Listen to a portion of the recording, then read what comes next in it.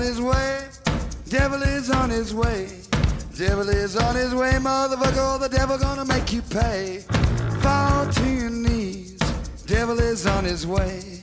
Fall to your knees. Devil gonna make you pay. Fall to your knees. Devil is on his way. Mountain Murders is an Appalachian true crime podcast. Some content may not be suitable for all listeners. Listener discretion is advised. We say fuck a lot. Hey, y'all. Welcome back to Mountain Murders. I'm Heather. And I'm Dylan. And I'm not Santa. Hey. But you have some jingle balls. I have some jingly balls. Yeah. Yeah. They're going cling, cling, cling, cling, clang, clang, clang, clang, clang. That's what happens when I twerk. They were saying something about they wanted to go on a sleigh ride, but we don't have any snow. No. Unfortunately, it is colder than balls outside. Like, it is so cold. And I know a lot of folks out there are probably in the same boat we're in. Shivering, freezing, layered up. It's cold. I thought you were going to point out the fact that balls aren't cold. Balls are warm. How would I know? They're toasty. They're like my body, is like 96.7 or whatever. How would I know? 98. What's the normal degree? 98.6. I don't know. Because every time I go to the doctor, they tell me they think I'm dead. I'm like, you're 81 degrees, your core temperature, you're dead. Yeah. They're like, we literally can't find a pulse for you. It is freezing. Many people all around the various regions getting their version of this Arctic blast. The Arctic blast up your ass. It's a bomb cyclone, bitch. Yeah. I would like to say we've had a happy holiday, but it's been a little not so happy here. First of all, we moved into this 117-year-old house because we're like, oh, it's cool and we were big telling and everybody how cool it old. was. It's literally cool. Like, our water froze. Dude. And we had no water, like, all day yesterday. It's like all our friends, we like, so we wake up, there's no water. We got a little neighbor under us, a little old lady, very sweet. Had to go down there and check on her. She had no water, just the whole house, no water. And we started calling people like, oh, man. They're just like, yeah, you thought that 117-year-old house was so cool back in the fall, right? And then we're like little orphans, like, please let us come shower at in your hot home. Please let me come to your first world home with the faucets that run. I know. And we were hanging out with our friends last night who were nice enough to share their home with us on Christmas Eve and let us take a hot shower. And I said, this must be what it's like to be rich. You have flowing hot water. Yes, Yep. yes. We see how the other half lives now. Yes, but then it was very weird because the water came back on at like 10:30 last night after we'd like spent all day trying to defrost the pipes. Came on last night. I'm taking full credit. I took that access panel off of that frozen pipe, and I believe it warmed up. And then all day it's been cold. And it's still cold. Yeah, no matter how much heat we have in this house, it's just not warming up. I'm still in my jammies, and Dylan is making fun of my big hat. You're going to tell them about the big hat? Well, you were making fun of it, and you were like, I'm going to tell them about your big stupid hat. I'm jealous as all get out right now that I don't have a big stupid hat over my headphones in my head. Because most normal hats will not fit over your head and headphones. My daughter gifted me this hat, and she made it with her own little hands, Dylan, from her creative mind, a crocheted beanie, as she called it. But It is very big. Okay, and now what I imagine this hat is, when I think of like some free spirit at like a music festival with their dreadlocks, and they'd be wearing some big knit hat and a hula hoop, and the hula hooping exactly, and like probably wearing some tie dye. This is the hat that the Crunchy Grooves person would be wearing while they were living their best life. You could put your locks up in that hat. You could, yeah. This hat. That's exactly what it looks hold like. Dreadlocks. Yes. Rapunzel's hair, a beehive. I think Marge Simpson could fit her hair inside this hat. It's a pretty big hat. Yeah. And it's too big for my head, but it has been a lifesaver the last 2 days because it's so huge. It comes way down on my forehead to my eyebrows, and then the sides hang way below my ears, almost to my shoulders. So it keeps my head and neck warm. Oh my God! And now I have it sitting like over top of my headphones, and it's perfect. Look at your tiny head. I have a small head. You have a small head. I have a big head. Yeah. People's like, I guess opposites do attract. Yeah. Together, if we ever had a baby, it would have a regular size head. Oh, you think? Maybe. Or what if it has either extra small or extra large, even bigger than my head? It looks like the guy in Beetlejuice with the shrunken head. No, it looks like Megamind. It's like a little baby running around with like its tiny little weird Oh, head. dude. I love that movie. Which one? Beetlejuice or Megamind? Beetlejuice when I was a kid. It was like the greatest. I love both of those movies. It was the greatest thing. And when you said the guy with the tiny head, I can see the scene in my head. He's in the waiting room. He's got the girl on one side cut in half. Yeah, he's wearing like the safari outfit. Yeah. Like, I guess he was supposed to be like an explorer or something. Well, he obviously got gotten by there's the guy shrunken next heads. to him that's like the headhunter guy. They could never make that movie nowadays. They'd never make that movie nowadays. Okay, so here we are. We hope everyone's safe and has made it through the Christmas mayhem. Okay, enough of all this mayhem with a side of mayonnaise. Dylan, are you ready to get into today's episode? Yes, I am. Are you going to let Rufus snuggle you while you record? Yeah, I guess. We're going to try this. We're going to try it. He wants to be warm. He wants to get up under my hat. He's like trying to get up under this hat. Oh, so what do you have for us today? Well, Dylan, I know we skipped last week, so we're going to give them a bomb blast of Arctic cold podcast episodes for their listening pleasure this week. We're going to just drop it on them. You can't do that. Drop it on them. Just stop with the cold references. This Stupid. is another Kentucky case. Okay, Rufus, honey, you have to sit down. This is another Kentucky case, but we're going to be in Louisville. That's where old Dustin's up there in old Kentucky. We do have a friend in Kentucky. Yes, we do. All right, Dylan. Alma Catherine Kellner was the daughter of Frederick and Florence Kellner. She was the granddaughter of John F. Kellner and niece of Frank Furr, who were wealthy brewers in Louisville, Kentucky. So they were making the craft beers before Dylan was drinking the craft beers. Before it was cool. Alma had two siblings. Their neighborhood was full of generations of German immigrants, many of them Roman Catholic. The Kellners were quite devoted to their beliefs. Alma was a third grade student at St. Mary's Academy, which was on East Broadway. A bright, venturesome, precocious child. She was a model student and, quote, a child of great promise, according to one of the Catholic sisters at the school where she attended. She was not only a diligent and gifted child in her schoolwork, but was known as a child of the most amiable and loving disposition. She had a winning personality. So it was one of those kids you could stand to be around. Really sweet. Okay. According to Sister Mary Genevieve, quote, Alma would often steal away from the other children and go to the chapel to spend a quiet moment in prayer. Her devotion to the child Jesus was amazing.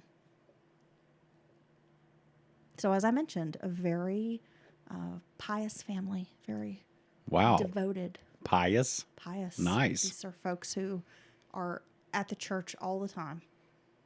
Okay. Pretty much the exact opposite of you.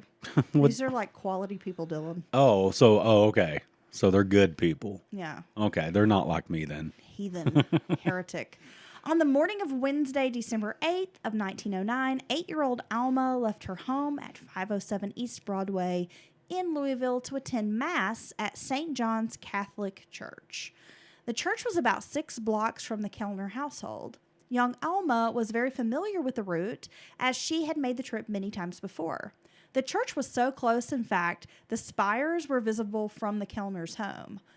Alma's aunt, her name was Elizabeth Weitzel. She also lived in the home, helped the young girl dress that morning. Alma wore a plaid dress of cream tan brown. Interesting as plaid. before was described, with green and rose stripe in it. The dress was trimmed with green velvet and had a green velvet collar. It also had pearl buttons. It was a bitter cold morning, so the child also wore a black and white checkered coat with a velvet collar, dark rib tights. She also had a dark colored hat and gloves. Can we talk about how much Fancy style this is? Yeah. how much style people used to have? Even it didn't matter, if you're rich, poor, whatever.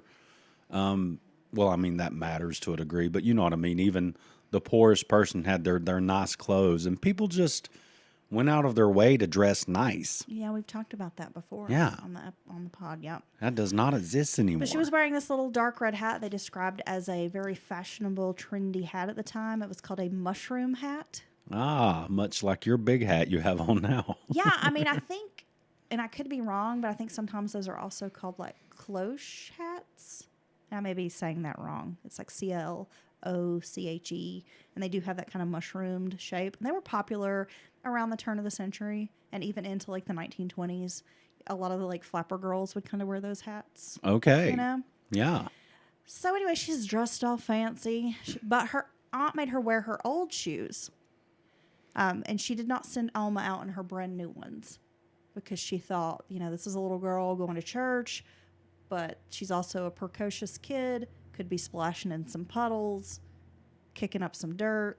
I'm not putting her in these brand new shoes. So she has this beautiful outfit on with her old kicks. With her old shoes. Okay. The Kellner family usually attended Mass at St. Boniface's Church. I think I'm saying that right. I'm sure that's Boniface. That's how it was intended originally when it was named. Well, that pronunciation is may perfect. Be correct. I don't know. I'm not Catholic. Which was a few blocks farther north from their home. Around 9:45 a.m., Alma departed her family home for the High Mass celebrating the Feast of the Immaculate Conception of Virgin Mary, choosing to attend the church closer to the family home.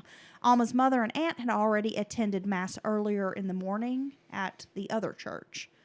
But I'm assuming like they just didn't take her or she'd slept in, something like that. Before leaving the house, Alma spent a few minutes playing with her younger brother, Frederick Jr. She kissed her mother and baby brother goodbye. Then her aunt watched the child skip east down Broadway. A druggist named W.B.C. Yount saw the girl on the corner of Hancock and Broadway Street, believing at first the child was coming into his store. But instead, she waved and sort of skipped on down the street. A neighborhood postman named William Augustus passed her as she walked down the west side of Hancock Street, and the girl also greeted him. So really sweet little girl. She's very friendly, knows everybody, isn't afraid to talk to adults. That's kind of cool. Well, yeah, Just but thinking about that, this is an episode of Mountain Murder, so I'm worried for her. Kids today will walking around by herself and stuff. Be hiding behind their parents' leg, like my daughter, who's 17, still hides behind me instead of speaking to people she knows. They hide behind them damn electronic screens. That's what they do. Ain't you seen them? Her mother had directed Alma to return home right after the Mass had ended. But by 11:30, the girl had not returned, and Mrs. Kellner was starting to worry. It wasn't like Alma to dilly-dally, unlike you, Dylan, who is the master of dillying and dallying and doing Dylan-y things. Well, I'm dallying right now, but I'm saving the dillium for later. Now, hold on a second. How old is Alma? 8. See, I know this is different times and all that, but dadgum, dude. That just seems awful young to send off to do an event by themselves. Why? There were kids working in factories that were younger than that. Well, that's at true. this time. Come on now. I say we roll back the child labor laws. And that'll really give these kids a good adjustment if they have to go work in some dangerous factory. So you get rid of the safety precautions and the child labor laws at the same time. Yeah. And I bet then when you ask them, all you're asking them to do is like clean their room up, they'd be happy to do it. Yeah. Why don't you just like go ahead and like give them some crack too while you're at it? Instead of pulling an 18-hour shift down at the coal mine, the bolt factory. the coal mines. Yeah. Okay. Are you done? Okay. So little 8-year-old. Like I said, different times, probably close-knit communities. They felt safe enough to. She's going to know everybody. Everybody knows her. She's going to church. Well, it was a different time, Dylan. It was. And I think, I'm not going to say the world was a safer place then, but people were not inundated with the tremendous and horrific amount of crime that happens in the world. So maybe folks were a little more naive that, hey, the world's a safe place. I can send my children out and not have to worry about them, being snatched up or something. That's a good point. Right? I mean, Yeah. I don't know. Yeah. Well, when Alma still hadn't made it home, her mother was very worried. However, Aunt Elizabeth suggested that Alma had probably gone home with a friend for lunch and would come back after. But as the hours passed, Mrs. Kellner became increasingly worried. She telephoned her husband, who was working at the family's company, Frank Fair Brewing, which was part of the larger Central Consumers Company. He came home as soon as he heard his daughter was missing. The Kellners then contacted every friend and family member in the area. The church rector, Father George Schumann, was asked about Alma's attendance. Now, he explained High Mass that day was actually at 9 a.m. rather than 10 a.m., which is what Mrs. Kellner had previously thought. So she had actually sent her daughter an hour late to the Mass. Oh, no. So everybody's not there or what? It's not. She thinks she sent her to a building full of people who know her and she's going to be safe, but they've already had Mass. Yes. She missed it. Father Schumann knew Alma because she was a third-grade student at the nearby Sisters of Mercy Academy, but he had not seen her at that morning Mass. So this is a Catholic priest. He's very familiar with the school, very active in the community, knows the little girl, didn't see her. That's very alarming if you're a parent. Well, yeah, and that's how this always starts out. At first, you're probably aggravated or thinking your kid like did something and didn't tell you, or went with someone and didn't let you know, so you're aggravated and kind of mad. And then I'm sure you it quickly, as the minutes and hours go by, quickly turns into you're scared. You're scared to death. Sister Mary Columbia, a superior of the school, began to check with other children to see if anyone had contact with Alma on this Sunday. But none of the children had seen her since they'd last been to school on Tuesday. And I'm not really sure why there was this lull in school from, Wednesday through Sunday. They'd had this break or whatever, but maybe it was because they're Catholic. They were celebrating this Immaculate Conception. I'm not positive. Oh, wow. Right? Yeah. Well, realizing Alma had really disappeared, Sister Columbia, along with other nuns, retreated to the chapel to pray for her safe return. As the day went on and the sun began to go down, Mrs. Kellner became distraught. And I can imagine most parents would start to feel that way. Your little girl has been missing all day. Now it's getting dark. It's getting colder. Yeah. You're going to start to freak out. That's when panic really starts to set in. Well, yeah, if they are, off playing, forgot what time it was, all that mess, you're probably clinging to that in the back of your head. Once dark sets in, then your heart's going to sink because, obviously your child's going to show up or come home, right? Her family began to call other Catholic churches in the area, thinking maybe the child had gone elsewhere after arriving late to the first Mass. None of the priests had seen a child matching Alma's description. Finally, the Kellners contacted the 2nd Police District. Hospitals, doctors, and drugstores were alerted of the missing child in case she had met with accident. Some speculated that Alma might have been kidnapped, given that her grandfather was quite wealthy. Now, Alma's parents were considered middle class, and her mother's family owned a local inn, so her mother's family was also considered well-to-do. Mr. Fred Kellner, Alma's grandfather, had passed recently and left inheritance for Alma's father in the will, but the will had yet to be settled. So even though he had a sum of money coming to him, it hadn't yet, right. He didn't have access to it. Yeah. Yet no ransom note came. By the next morning, newspaper reports had spread Alma's disappearance across Louisville. The Journal and Louisville Times printed photographs of Alma along with a description of her clothing. Alma's parents did not sleep well the night of her disappearance. A doctor had to be called in to prescribe a sedative for Mrs. Kellner. We've talked about it before, Dylan. I cannot imagine not knowing where your child is or what is happening to them. Are they safe? Are they hurt? Does someone have them? Are they okay? Are they scared? It's just so awful. No, it's god awful, and it's your imagination is just running wild. I would be thinking of all the worst things, and just not knowing, I think's the worst part. We've covered the case on Mountain Murders. I believe we covered it on Patreon, but one that always sticks out in my mind is the Brittany Drexel case, yes, which finally has some resolution after all these years. But the pain and suffering that her parents have felt all these years of not knowing what happened to their little girl, and she's in another state. The whole story is just so heartbreaking. Well, and that's when you see some of these decades-old missing persons cases solved or murder cases or any of that. People identified through like familia DNA or whatever, and that makes me glad that there's finally some resolution or answers. But it always points out that like most of their friends and family, it's 30, 40, 50 years, are died or dead, and went and died without knowing what happened to their loved one or their kid. And that's just horrible. It's just so sad. Mrs. Kellner assured newspaper reporters the following day that Alma couldn't be lost, as she was a very smart child who knew her way around town. She was the kind of child who would give her name and address to an adult and would be willing to ask for help. See, she's 8 years old and she knows her address. I was trying to get your 17-year-old daughter, my stepdaughter, to show me where I needed to take her. And I was like, oh, isn't that off this road? And she's like, I have no idea. I was like, do you ever glance at street signs?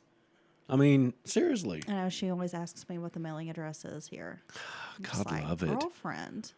She couldn't carry Alma's lunch around, dude. Oh. She couldn't keep up with Alma. Look, we can't make fun of her because she's... I'm not making fun of her. It's just facts. Because she's been spoiled her whole life. Is that spoiled? Is that what you call that? Yeah. Yeah. It's true. I actually had somebody recently tell me that I was a helicopter parent because I'm like involved in my child's life. Okay. And I was like, well, I don't really think I'm a helicopter parent. And she was like, well, you just spend a lot of time with her and you talk about her a lot.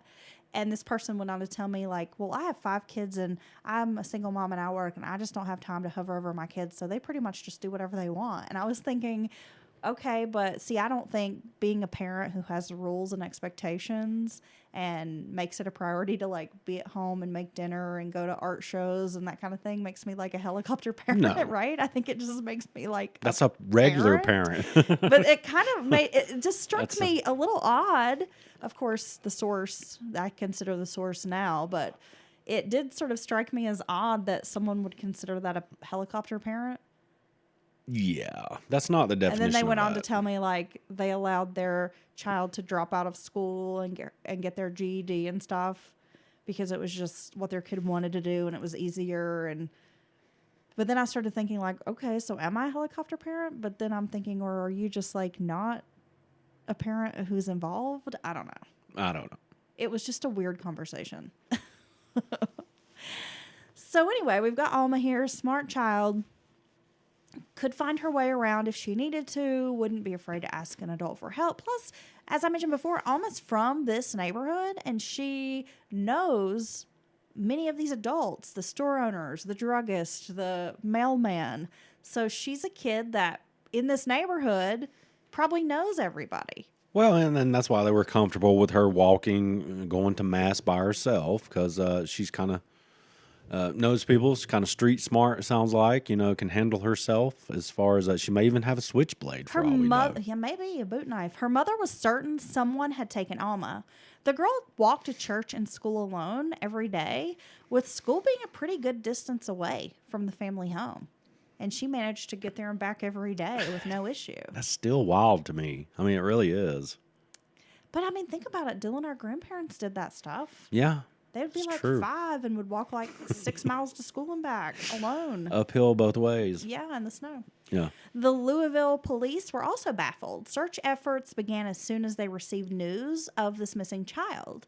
Throughout the night, police interviewed nearly everyone along the Broadway route that she would have taken who might know Alma. Because, again, she was a familiar neighborhood face. So all the residents and shopkeepers knew this child. So police were literally going from like house to house, all the apartments, all the stores. And a lot of the stores, it sounds like the shop owner would live like above in an apartment. So they're asking everyone, have you seen Alma? And these folks haven't. I mean, a few people had seen her, but it just seems like she's completely disappeared from this neighborhood. That's probably even a little more disturbing because everybody doesn't know of her, basically. So they know they haven't seen her. You know what I mean? If it's some person you don't really know or familiar with, you don't know if you saw, you kind of see them in passing, you won't remember. But if it's someone you know for a fact you haven't seen them. I wonder how many other podcasters God, what point was I making? sit with their dog wrapped up in their bathrobe while he's resting his little puppy head on their shoulder trying to record. I'm like holding him and trying to do this. I'm just putting So words spoiled. together, and they don't make any sense today. Today?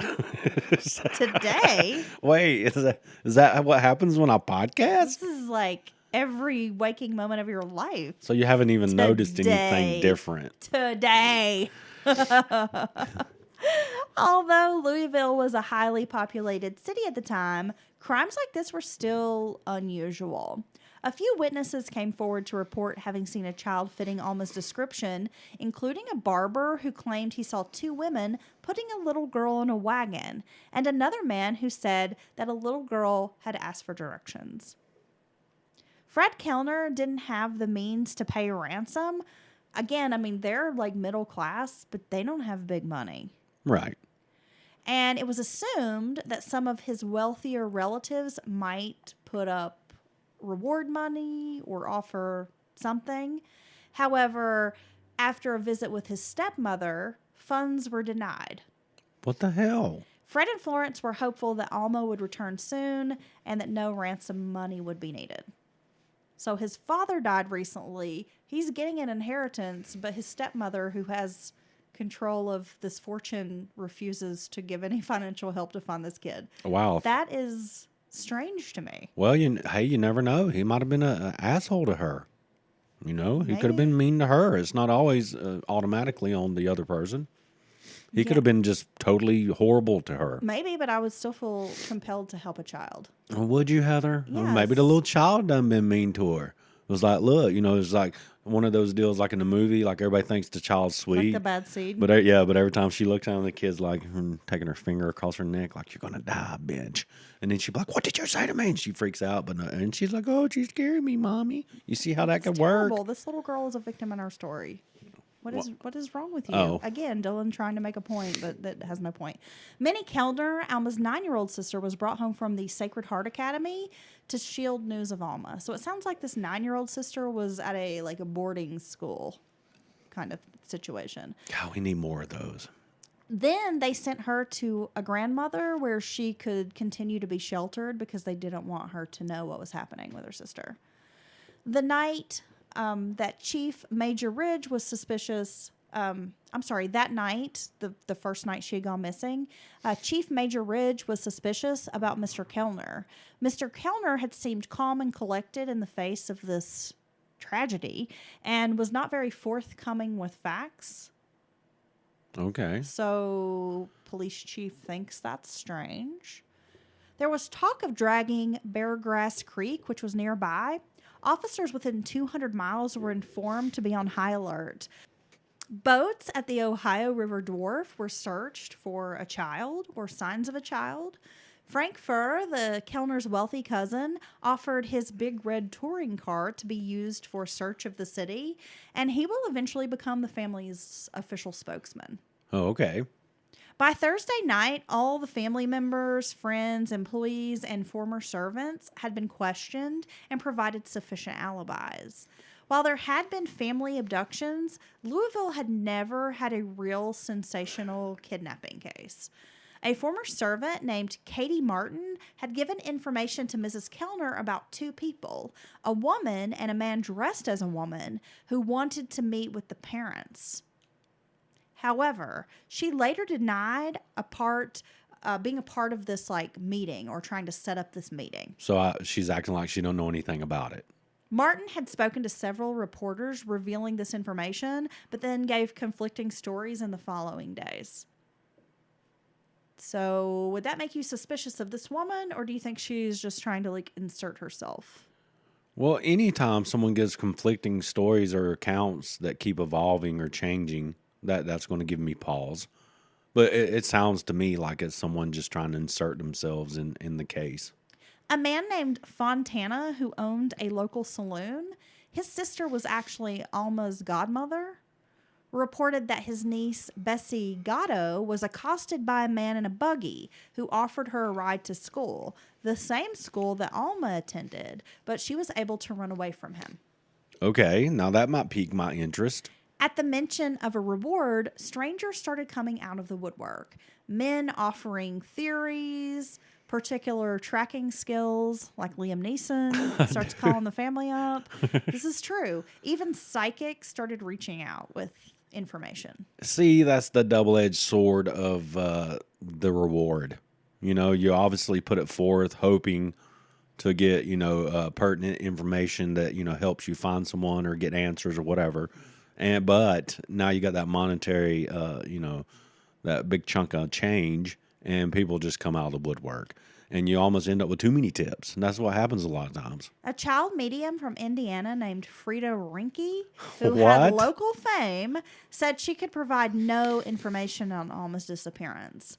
The girl who claimed to have mystifying powers had gone into several trances at the behest of the Kellner family, but delivered no news on Alma. What was her name? Frida what? Frida Rinke. Frida Rinke. Yeah. Interesting.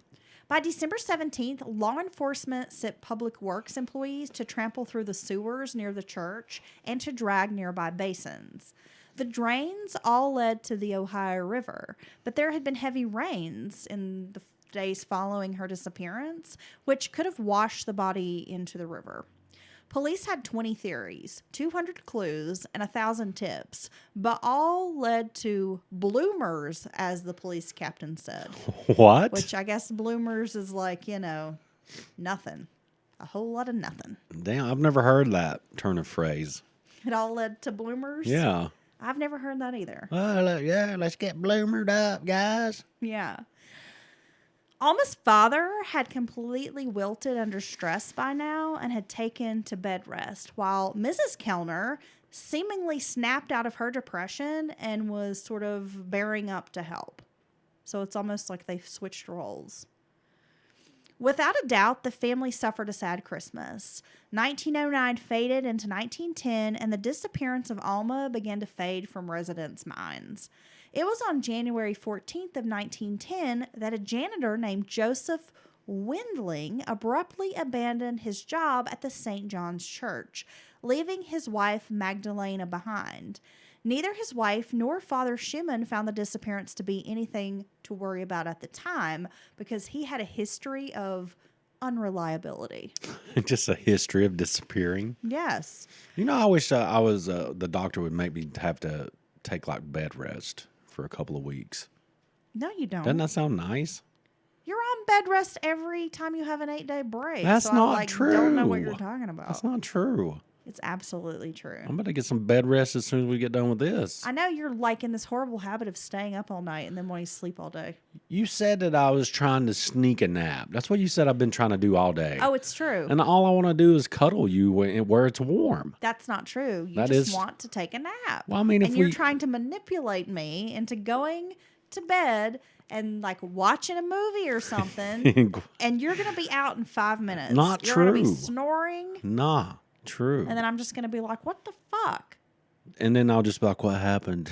Yeah, like 6 hours later when Dylan wakes up from his little coma, his mini coma. That's not a nap. That's just full on sleep.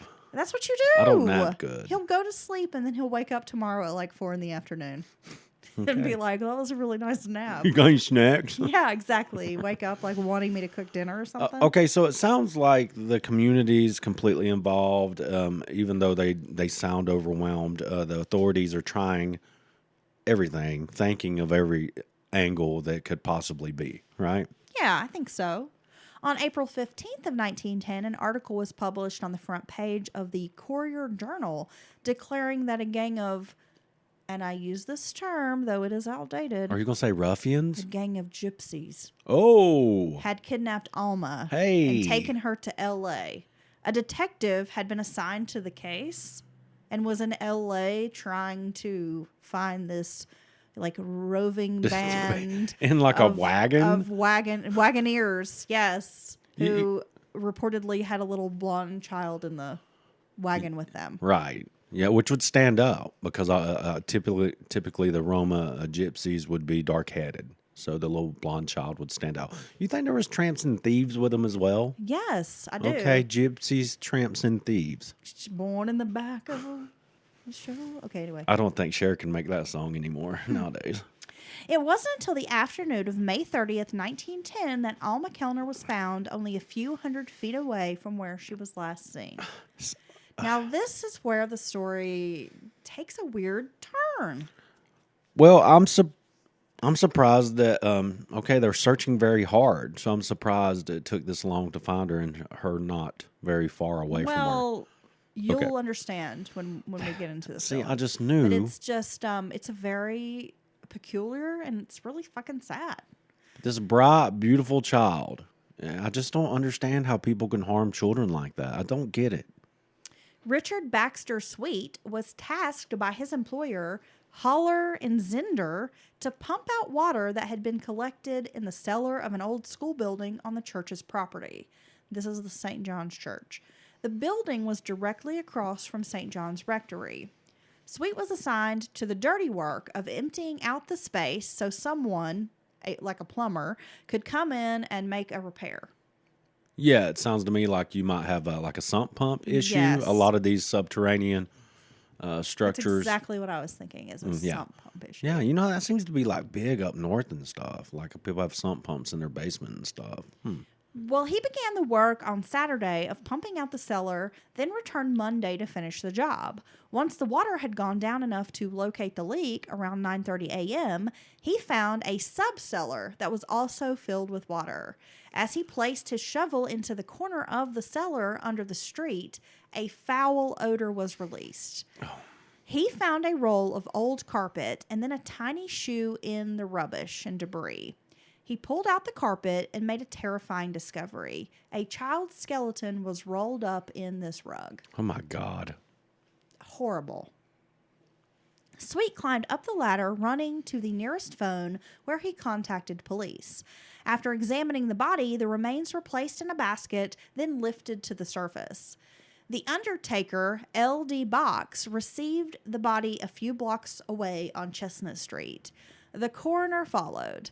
The right foot and top and left side of the skull were missing. All the clothing was gone except for a stocking on the left foot along with the shoe.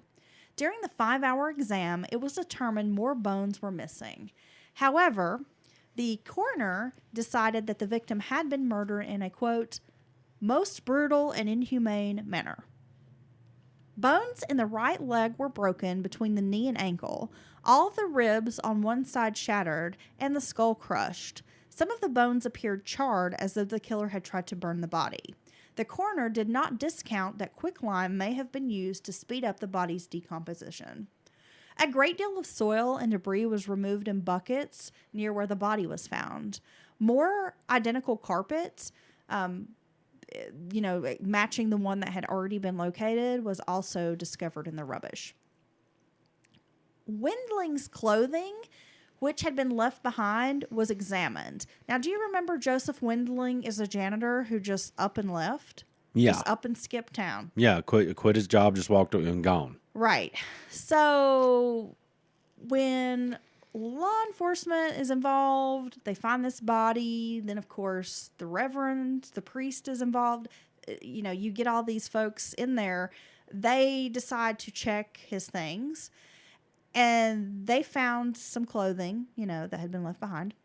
Both the carpet and the clothing were sent to be examined by the city chemist, Dr. Vernon Robbins, to determine if any human blood was present. Frank Furr was notified, but instead of alerting Mr. Kellner, he allowed Mr. George Krimmer, who was married to his sister, to do that. So he had his brother-in-law let his cousin know they had found this child. Okay. Which, that's not a good task to be assigned. No. Farrer made his way to the church and then to the Box establishment to the undertaker. He examined the shoe and determined it did in fact belong to Alma. He also looked at the hair and determined it was the same color as Alma's. Reverend Schumann only learned of the body being found when he saw police milling around the church. Lena Wendling, or Magdalena as she was known, she was taken into custody for a questioning by law enforcement. They wanted to know all about her husband. She was from Germany, and her maiden name was Arnold. Mrs. Wendling indicated that her husband had come from France, which just makes me think of the Coneheads. We come from France.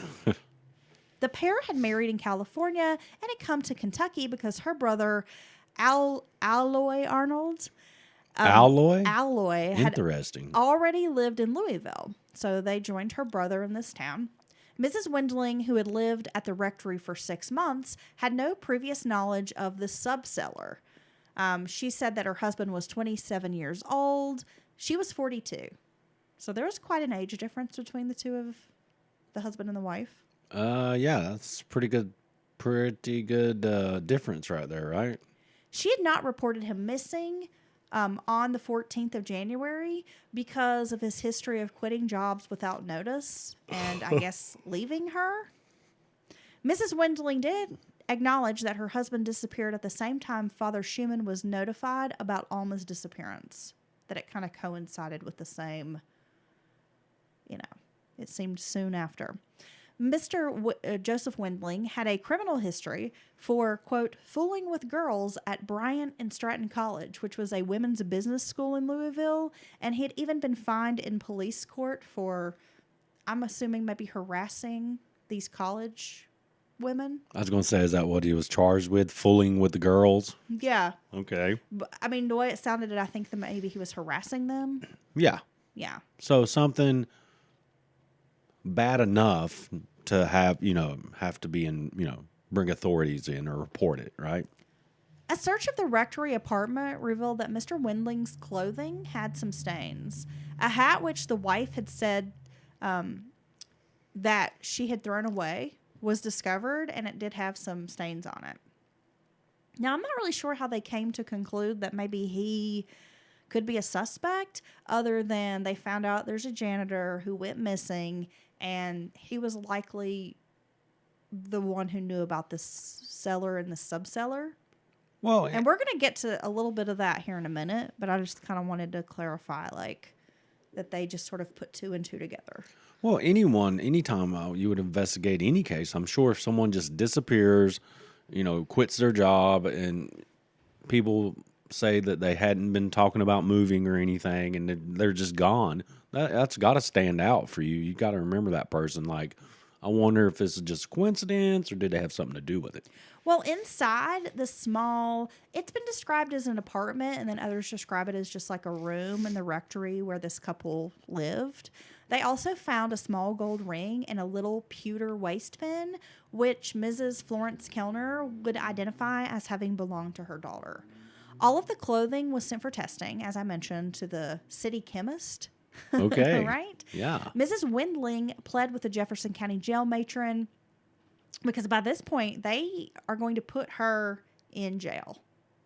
Even though she's claiming she doesn't know anything about the crime, she didn't assist her husband. She's telling this jail matron, I'm innocent, I don't have anything to do with this.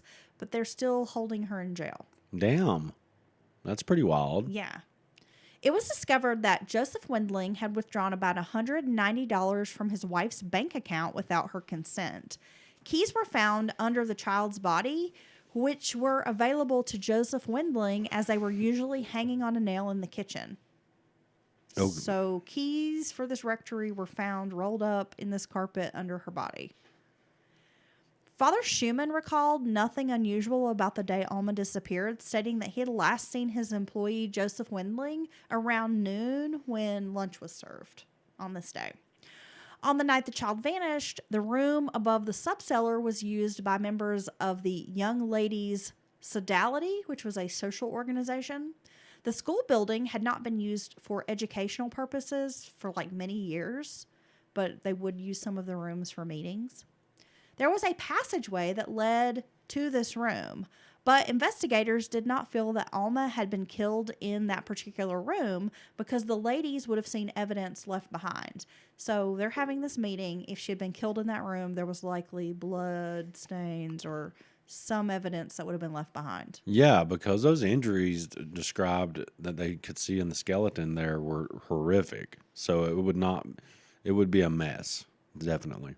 Father Schumann also noted that he had been unaware of the subcellar, he basically had only learned about it a week before when a new janitor named Benedict Thomas had discovered this water leak and reported it. And that was the first time that this priest, Father Schumann, had even learned there was a subcellar. So it doesn't sound like something that's used, some old weird sub-level room where nobody goes. As soon as the priest learned Alma's body had been discovered on the premises, he released the children from the school, not the one on the church property, but like the other school he was associated with. As word made its way around the neighborhood, many residents rushed to the crime scene. Order was maintained with difficulty. Police had to be stationed around the school and the church on all sides to prevent people from trying to sneak in. The church was again searched, this time in a small closet near the entrance by the east belfry. A woman's sleeveless, ribbed undershirt was found rolled into a ball and sort of tucked into a corner. There were spots of blood around the armholes and near the chest and back. It was thought the killer might have tried to burn the child's body in the church furnace, because they did locate that. There was also a trap door found that you could use to get to the cellar.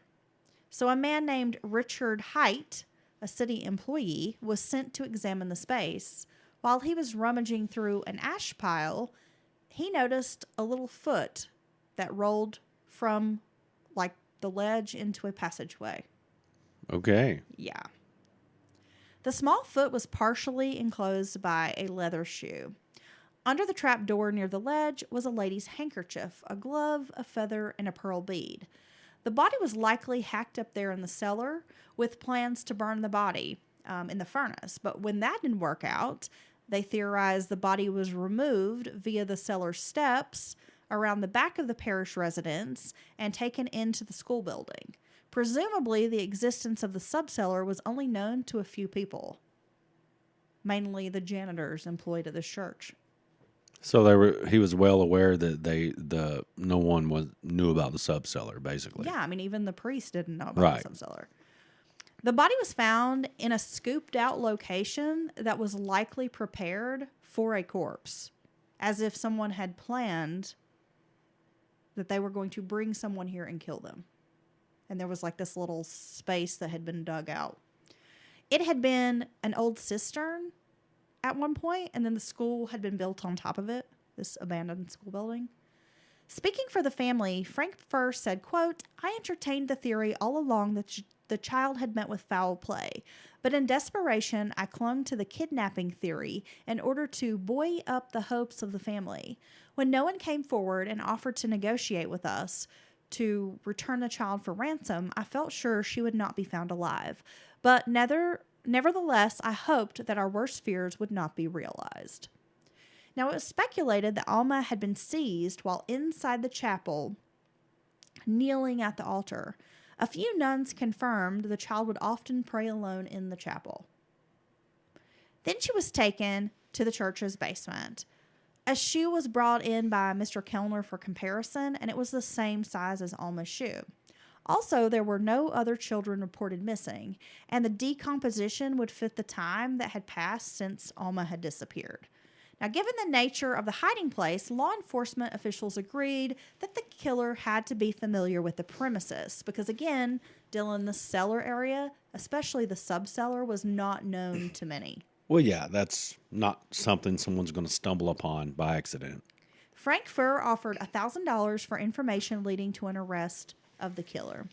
Joseph Wendling was now the primary suspect and being searched for by police. Now, his wife, Lena Wendling, was suspected of hiding information because she had given some conflicting statements. She claimed to have no photo of her husband, but one was found in the meager possessions of her apartment. Benedict Thomas, the new janitor, said he saw Wendling outside the school in February looking for his wife. So that meant Wendling had not immediately left the Louisville area, even though he had skipped out on his job and his wife, that he was still in town, hanging out. That's weird. And he had seen him looking for his wife. So it's very likely that Lena had contact with her husband after he left and just wasn't being honest about it. Yeah, I could see that, thinking that that's probably. But I mean, part of it is at your husband, I'm sure you're going to want to, you're going to think that they could never do something like that, right? Or you want to just defend. Like, if they came to you and was telling you that I was suspected of something horrible like that, what would be your reaction? I don't fucking know him. Really? You're just going to write me off? Take his ass to jail. So you want no responsibility? Well, no. I mean, obviously, I would feel like, I'd be like steamrolled because that's the furthest thing I can imagine you doing. The farthest thing in my mind would be Dylan harming a child. No. Right? That's not the Dylan I know. But if there was some evidence, there was enough evidence for them to point to you as a suspect. I'm not going to deny science, I'm not going to be one of those people that's like, he would never. I would be like, that's one lying ass motherfucker, and he's done a good damn job. Put him under the jail because he tricked me. Yeah, And he's evil. If there was some strong no. evidence no. proving that you did some horrible shit, then I'm just, I mean, it's like even if it was my kid, I would still love my kid or whatever. But I'd be But I'm like, not going to defend. that's messed up. Their horrible actions No. and behavior. No way. No, you can still love your kid, but Plus, still. Dylan, they'll never come to you because I'm that good. They'll never find a trail of evidence. They'll never find your sub-seller. They'll never find my subset. I don't know. Do we even have one? Maybe that's... Okay, so I have to just bring up the fact yesterday when we were poking around in our dirt basement... Is that basement? You were actually down in the basement, which I was floored that you went down there. Why? Because you don't like scary basements and attics. I don't like the attic. It gives me bad energy, but the basement didn't. Okay. I'm not really weirded out by places most of the time, right? Yeah, you like damn dark places. Yeah, I just felt like I was in a giant tomb. Yeah. But, okay, so there's like dirt walls. Yeah, it's like about a third of it's like finished. An earthen. And by finished, I mean there's a little concrete slab and just, it was almost looks like it was hand dug, Yeah, honestly. I mean, this was a house built in 1905. So, yes, it's very... So you got just enough room for the furnace and such, and then and- the rest is just earth. Yeah. But there was a point where I had the flashlight kind of shining it up, and then I was like, ooh, that looks like a weird bundle. Is that a body? And then there was like a random chainsaw that had been abandoned. It was just sort of laying on a pile of dirt. A very old chainsaw. Yeah. So that was, and there was like some bottles of beer down there. It was just kind of weird. I was like, do we have a body in our house? Either way, I'm just going to go back upstairs. It's cold. That basement is perfect for like, Gacying it up. yeah. That's a for real. That's a Gacy basement. You got enough room to work, but you also have, it's like a Dahmer basement. you can just start digging holes right in the ground, dude. Yeah, I know when I was down there, it actually made me think about the Gary Heidnick story where he kept those women in that creepy basement. Yeah. And then I started thinking, what if I got locked in a basement like this? Like, that just would not work for me. Because it was just musty. Okay, so his wife, they're not playing games with her, right? So No, they they're feel not certain. playing games with her. But they did describe her as a woman of low intelligence who kept repeating that her husband had been good and kind to her. Oh, well, see, I mean, she may be just one of those people in denial, can't admit it. Right? But I also was thinking about the time period and that it wouldn't surprise me that they would describe her as being of low intelligence just because she was female. Well, there's that. But she's also foreign. That English happens a is lot. not her first language. She's German. German immigrant. So perhaps she's just not communicating as well as they would like her to communicate. Well, yeah, I mean, just a statement like that's problematic in many ways. A person of low intelligence. You know what I mean? What was that even supposed to mean? Now, once they start examining this carpet, Dylan, it did not match any belonging to the church or like the old school building. Okay, So they were not sure where this rolled up carpet had come from. So at first they likely assumed it was from nearby, right? You don't just carry carpets around. Yeah. On May 31st of 1910, Alma Kellner was buried at St. Louis Cemetery on Baxter Avenue.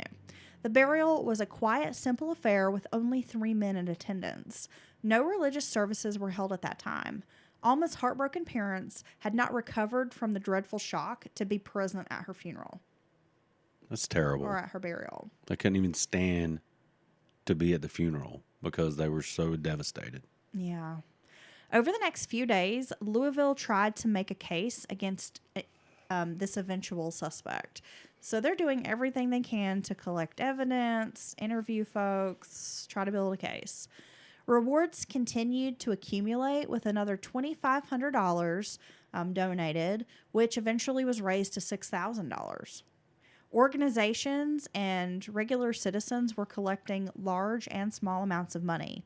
Several witnesses came forward with information about Mr. and Mrs. Windling, with many stating that they had actually seen Joseph recently. Really? In town.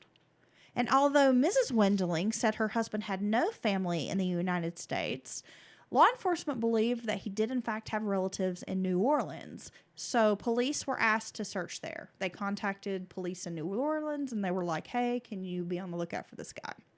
There was a photo of Joseph Windling in a French military uniform that was circulated in newspapers and sent out to various law enforcement offices. Have you seen this guy? Like the Terminator. Have you seen this guy? Right? The whole world had been alerted as the search of Windling continued. Scotland Yard, the Paris police, and London police were sent circulars, as well as 100 little German villages. Wow. Because they're thinking he may have fled back to Europe. Yeah. I mean, yeah. If you, he comes from France. that would be, I come from France. That would be a great thing to do if you were trying to dip out. Go to another country, right. especially back then. Just go back home. Yeah, people don't even know what's going on in another country. June 8th, a coroner's inquest was held with Dr. Robbins. Now, if you remember, he was the city chemist, having completed his chemist work. I'll have you know I'm the city's chemist. I'll have you know I'm a chemist. I mix various chemicals together and watch the reactions. I like that. You know what, sir? Do you know who you speak to? My chemistry teacher in high school I'm the city's chemist. was British. Oh, yeah? Peter Vaughan, but he had an accent. Peter? Peter, and he was a chemistry teacher, and he had this kind of a big beard. I was the school's chemist. But we really loved his accent and the way he would talk about, properties and stuff. Yeah. I love British accents. He would yell at me to not play with my beaker and stuff like that. Put your beaker down. Yeah, exactly. But I'm like, I'm excited. I want to do experiments. Oh, dude, I was so pumped. I was always trying to get make it happen in the Dude, science I can't lab. do math, so I was fucking horrible at chemistry, and I took it as a junior and was in the class with a bunch of 10th graders, and I had to basically copy off of this girl named Natalie, who was super, super smart, was my friend. We were on the track team together, to pass chemistry. So with a C. As much it just wasn't gonna. You were not gonna be the city's chemist. I couldn't do the math. I would kill someone. The math I'd blow myself part of up. it. Yeah, I wasn't very good with the math side of things, but I did like to pour chemicals into little bottles and things. That was Dude, fun. you get to turn on the Bunsen burner and stuff. Yes, and and very wear a lab coat mild acids and such. and some little yes. protective eyewear. Oh yeah. And that was fun. Yes. I just wanted to pretend I was a mad scientist Who didn't? building a Frankenstein. Obviously, A that's your monster. first thought. Exactly. Why? What? I just want to go back to the school lab. This quiet is innocent times. You want to do some science? Yeah, I want to do. Can you just start getting those little science chemist things you do with kids, and you can do them with me? I have an uncle by marriage, and he claims that the reason he went to prison for making meth was because his parents got him a chemistry set for Christmas. Yeah. Yeah. All right. Shout out to Uncle Jeff. Yeah. Okay. Yeah, well, we know Jeff's staying warm. Oh, okay. Aaron Cohn, a local attorney, was retained by the Kellner family. A Mrs. Rosa Stauble testified that she had actually been in the chapel praying with another woman when the janitor, Mr. Joseph Windling, emerged from the sacristy and glanced at a child who was praying, kind of kneeling in front of the altar, that he glanced at her several times and was just kind of acting strangely. He pretended to be inspecting something at the altar. and kept looking at this little girl. Oh, what a creep. Stauble thought his behavior was very suspicious, and she watched him exit out the back doors. I'm imagining she's like got an arched eyebrow, like, Yeah. you know, what the hell's this guy doing kind of thing. She left at 10:45, and she arrived home about 15 minutes later. Now, the biggest surprise at the inquest was when Deputy Coroner, a guy named Kammerer, presented a big two-bladed Barlow knife clotted with blood and muscular tissue. Oh, my It had been God. found in a trunk in the Wildlings' apartment, along with 3 razor blades. One of the one of the blades had been covered in blood and tissue, with the edge chipped and sawtoothed. Who in the hell keeps something like that? Like a literal bloody knife. Stupid people. Lena Wildling refused to testify at this inquest and was dismissed. Dr. Duncan, the other coroner, gave a gruesome testimony. He revealed details of the child's mutilation and how the flesh had been skinned from the bone. Jeez. The cause of death was believed to be a blow to the head because she did have skull fractures. The 6 members of the jury, along with Dr. Duncan, returned a verdict that Joseph Windling was responsible for Alma Kellner's murder. An arrest warrant was issued. How do you feel that's accurate? Well, you know, a lot of the research is like, oh, well, you know, this was circumstantial evidence. But I think finding things like a bloody, gory knife stashed in your trunk. And bloody razor blades that very well could have been used to like peel skin off of a fucking child.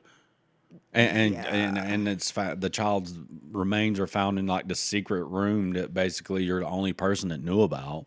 I mean, you know, that's not really circumstantial to me, man. That's pretty, yeah, that's evidence. I mean, you know, yeah. I don't know. Sometimes they'll be like, well, circumstance, and then they'll rattle off like 12 weird things that He skipped town. either it's 12 coincidences, very strange coincidences, or it's just they did it, you He's know? allegedly skipped town, but people are still seeing him in town. I mean, there's a lot of stuff that's just too coincidental, really, to... Now, given what you do know, you think the wife was just unawares or just reluctant to speak against her husband or doesn't believe it? Yeah, I think she doesn't believe it. You have to not and I believe think she's it, like right? a loyal, like one of those, I'm Right. so devoted, I'll stand by my man till the end of time kind of wives. But she didn't do anything or, you know, help him or anything I don't like know. that. I don't know if she did. I mean, it seems like maybe there could have been someone else helping with this. What is like And even then you at got the questions like, where'd this rug come from? Or At the this inquest. carpet? And I would want to defend my loved one, my spouse. I would go and answer any questions. You know, maybe you just, well, of course, she's been threatened with jail, put in jail. So maybe she's just like, damn, I'm trying to stay the hell away from all this mess. But yeah, I would go and want to defend the person if I believe they, you know, were incapable of this. reports came in that Windling was in Texas. So law enforcement officials jumped a train to Texas, where the man they suspected was Joseph Windling was already under surveillance.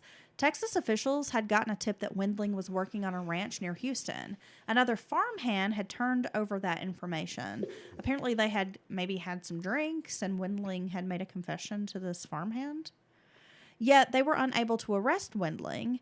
Sightings poured in from all across the globe. Finally, it was on July 3rd of 1910 that Joseph Windling was arrested in San Francisco, California. Noise. Windling was dragged out from under a sink in a boarding house washroom by detectives. He was using the name Henri Jacquemin. Or he's French, so it's Henri Jacquemin. They were able to trail him by letters and postcards that he had sent to, quote, women friends of the dissolute class. Dissolute? I think that's a fancy way of saying these might have been some hoes. That these might have been some, like, you know. Wow, Heather. Some trashy women.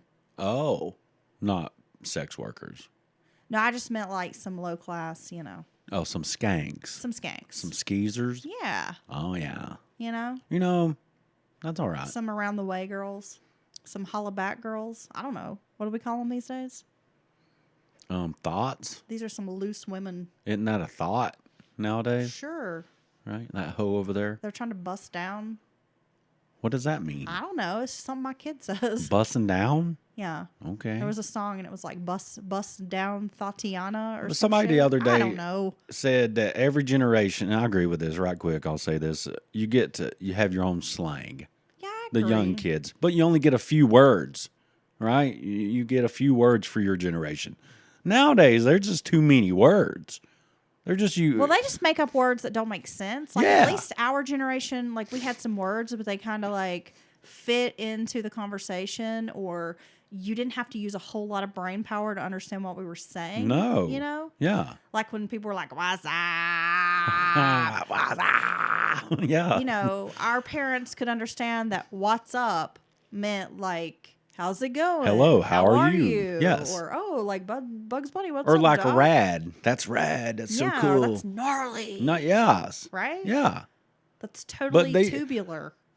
But these words are not have no. I don't know. It's weird. Like fleek, you know? It's just or like when something's bussin', because, you know, like that Wendy's 4 for $4 is bussin'. it can also slap. It can also slap, Yeah. Right. which doesn't sound like a positive to And me, like because I don't want to be slapped. I got my drip on. What is that? Where did that come from? Yeah, I got my drip, What does that have? and it's like, okay, cool, because you're wearing like a new pair of Levi jeans. That's your drip. Nice. Okay. I know my daughter will be like, I've got my drip on, and she's wearing like a grandpa sweater that she got at Goodwill for $2. Yeah. And I'm pretty sure some like old man died in. It smells like a fart, and she's like, look, I love this sweater. It's like, Yeah. okay, cool. Yeah. All right. So anyway, So they got his punk ass. so he's been bussing down with these women friends of the dissolute class. Ah. Okay, these low class broads. Now Wendling denies his guilt. With the top suspect in custody, the legal proceedings could move forward. In an effort to raise money, his wife Lena took to a Labor Day celebration, selling photographs of her husband. However, this did not go well, Dylan, because the Labor Day celebration committee deemed it inappropriate and asked her to leave. She's selling pictures of her husband to raise money for his defense. Yes. Who the hell wants to buy a picture of her husband? Well, that's the thing. It's like, hey, you want to buy a picture of this suspected murderer? Child murderer? Yeah. Yeah. At the Labor Day celebration? And they say we're dark folks in this day and age because we like true crime. These people are morbid too. Well, anyway, you know how he stole like $190 from his wife and skipped town earlier in the story? Yeah, I know. She's not even mad about that. So Wendling claims that his wife always held the money. She like held the money purse, and any earnings he ever made, his wife took them and kept them. And they had lived with her family. They had lived with her brother until they moved into the church. And that was the first time he was able to access her money and leave town because he kept trying to get away from her. So he, in his words, he's been trying to get away. It just Yeah. happened. This was the time I could do it. Yes, that he could get money and leave. And that was Because my she money. had been holding on to his money, and she wouldn't let him like escape the marriage. And that he Damn. was trying to get up out of this marriage away from her. She strong arm his ass. Talking about, you will stay with me. That's You will stay with that's me. his explanation Okay. for what for what is going down here. But none of this matters, and the trial begins on November 28th of 1910. After countless witness testimony, both sides rested. It took the jury only 3 hours to deliberate, and Joseph Wilding was found guilty, but the jury did not recommend the death penalty. He was given life in prison, and he ended up filing an appeal. Now, during his time in prison, Joseph became an accomplished electrician and radio technician. It was in August of 1919 that he managed to escape from prison, but was found a week later. In 1935, Joseph Wendling was paroled and deported back to France. Really? Yes. What the hell? There are lots of questions about whether or not he was really guilty. Well, I mean, look, if somebody sets you up or framed you, then that would explain the knife being planted at your house. But I mean, there's just, people say that, oh, I'm being framed. That's I would think that very seldom happens. Well, right? can we talk about another suspect that emerged? Yes. Okay, so the question for many years was, was Joseph Wendling guilty? Because he publicly maintained his innocence throughout the arrest, the trial, appeals, the whole time he was incarcerated, and up until he was pardoned and returned to France. Now, at the time he was charged, people were like, well, he is the obvious suspect. Right. Right? However, some years later, an alternative suspect appeared, and it was in a bit of a dramatic fashion. Get this, Dylan. In September of 1913, police found a woman's mutilated body in the East River in New York City. Of course, the investigation quickly focuses in on a man named Hans Schmidt, a Catholic priest. He quickly confessed to the murder of the young woman, Anna Aumüller, whom he had married, despite the fact he was not supposed to be married.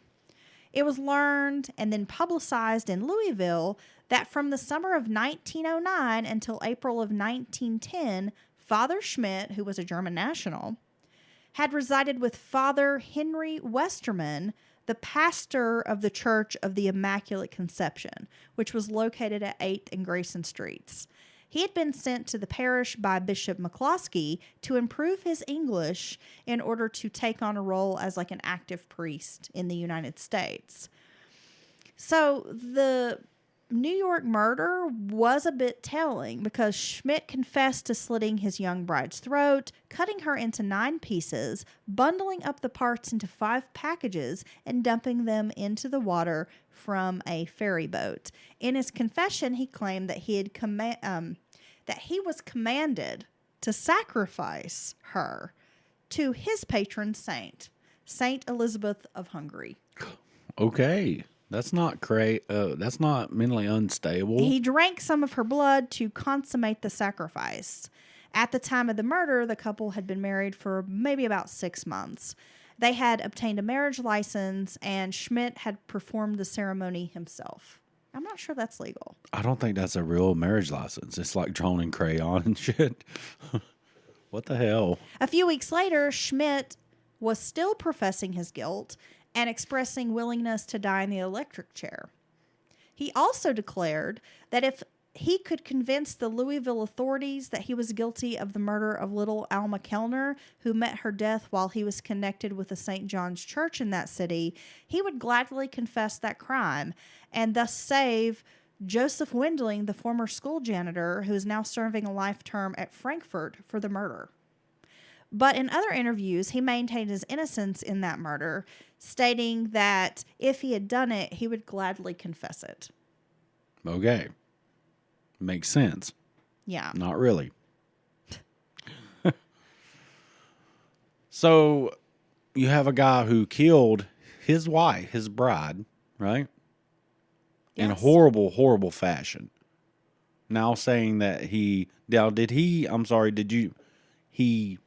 them he killed the little girl? Well, he was saying essentially that if he could convince the authorities that he was guilty, that he would confess it and save this guy, Joseph Wendling. Oh. So he's basically saying, like, I would confess, but I mean, it sounds to me like he doesn't think the authorities would believe him. Okay. Or something. Okay, I see. Yes. But that's still very weird. Yeah, that's very weird, right? Mm-hmm. But I mean, I gotta say, how's that evidence? Like, why do you have the bloody knife at your house? Why is she in a room that likely only you know about, or you're very familiar with the area? I mean, that seems like a lot to me. What do you think? Do you believe Joseph? Why would he have this bloody knife? Yeah. Why would he leave town? I mean, none of it really makes sense. Well, he's saying, this might not have been good. It wasn't a good look to leave town, but his story is it was the opportunity he had to get his money and get away because he's been trying to get away from his very controlling, scary German wife, right? I mean, that's his claim. And even though this might be the worst time to do that, I had to do it now. I don't think I believe him. Do you? I don't really. Yeah. Well, in case you were wondering, St. John's Catholic Church is still standing, but it's no longer a consecrated Catholic church. It was initially built as a place for Catholic immigrants, primarily the Germans who lived in that area. But it is still considered a haven for men needing assistance. Now it's the St. John Center for Homeless Men. They've removed the pews and they've turned the church basically, like into administrative offices and that kind of thing. But many of the buildings, including the rectory from 1909, no longer stand on that property. The Kellner home on Broadway also no longer exists, but the family's later home, a substantial brick structure located at 703 Rue Bell Avenue, is still standing right off of Broadway. Some of the other locations that were part of the story, like the train station where Joseph Wendling arrived after this massive manhunt, is now called Union Station, and it still serves as a transportation hub. Wow. So that's a historic spot. The Frankfurt Penitentiary was demolished after the flood of 1937. So the prison where he was incarcerated is no longer there. Interesting. Yeah. Jeez. Them Catholics go back a long ways, don't they? Yeah. So the newspaper back then would report a lot of comings and goings, especially of like well-known families. And there were some newspaper reports about Alma's relatives kind of in the years following her death. Like in 1912, her aunt Elizabeth Weitzel had come from Frankfurt to spend the winter with her sister's family once again. And July of 1914, Minnie and young Frederick, Alma's siblings, along with their Aunt Elizabeth, went to visit Elizabeth, Kentucky, and Florence, Kentucky. Noise. Yeah. So, I will say, in addition to the story, the Kellner family suffered another, horrible blow. On May 9th of 1917, Minnie Kellner, who was 17 at the time, their oldest daughter, she passed away from heart disease. Oh, my God. She was laid to rest next to her younger sister in the St. Louis cemetery. Family just can't win. Lena Wendling, the long devoted wife of Joseph, went on to live with her brother Alloy. He became a widower in 1902, leaving with him 3 children. His wife left behind their 3 children. So he, is hanging out with his sister who's longing for her imprisoned husband. Well, I mean, I feel like I think justice was done in this case, honestly. I mean, I really do. I could be wrong. But it just seemed like a lot of coincidences with Wendlinger there. I mean, it just seemed like too many coincidences for me. Other members of the Kellner family, Frederick and his wife Florence, were also laid to rest at the St. Louis Cemetery in Louisville, Kentucky. So if you're ever there, you can go pay a visit to their gravesite. Yeah. Okay. Well, thank you for that. Okay. Thank you for that Mountain Murders present. Is that a present? Yeah, we just unwrapped that episode. Okay. Oh, we're back. We finally feel like we're going to get more time with the podcasting, and we're going to try to ramp it up again. Aren't you ready? Happy holidays. Happy holidays. Don't forget, we still have our podcast calendar for sale. If you go to podcastcalendars.com, you can access that 2023 True Crime podcast calendar. You're going to get 12 indie podcasts to choose from each month.